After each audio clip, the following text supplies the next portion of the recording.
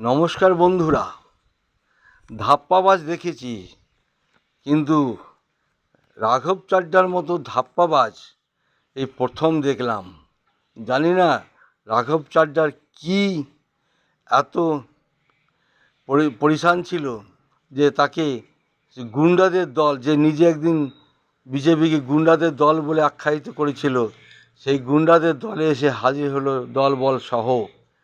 তাহলে সততার প্রতীক জেনেছিলাম আমরা একটু ভরসা করেছিলাম যে রাঘব চাড্ডা সত্যি সত্যি পার্লামেন্টে সাধারণ মানুষের বক্তব্য তুলে ধরছে, কিন্তু শেষ পর্যন্ত কী দেখলাম না, নিজের নীতি নৈতিকতা বিসর্জন দিয়ে নিশ্চয়ই বিক্রি হয়ে গেছেন।